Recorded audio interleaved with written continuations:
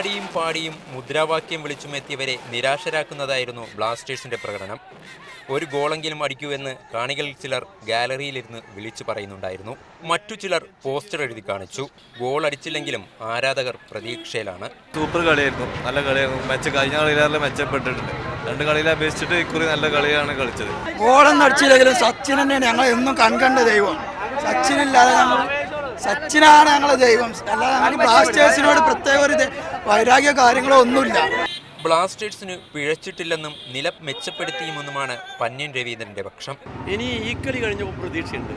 കാരണം ഇന്നവർ കളിയിലേക്ക് തിരിച്ചു വന്നു. ഇതുവരെ കളി മറന്ന പോലെ കളിച്ചത്. അന്ന് ഇന്നൊരു ടീമായി കളിച്ചു. ഇതൊരു വലിയ ഗുണമായുള്ളൊരു കാര്യമാണ്.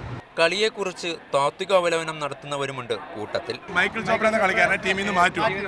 ആളെ നോക്കിയിട്ടല്ല, കളി നോക്കിയാണ് ടീം എടുക്കാൻ. 2 സബ്സ്റ്റിറ്റ്യൂഷൻ ബാക്കി ഉണ്ടായിട്ട് 96 മിനിറ്റ് കളിച്ചിട്ട് കോച്ച് എന്ത് ചെയ്തു? സബ്സ്റ്റിറ്റ്യൂഷനെങ്കിലും ഉപയോഗിച്ചായിരുന്നു. ഗോൾ മഴ പ്രതീക്ഷിച്ചെത്തിയ കാണികളെ നിരാശരാക്കുന്നതായിരുന്നു ബ്ലാസ്റ്റേഴ്സിന്റെ പ്രകടനം.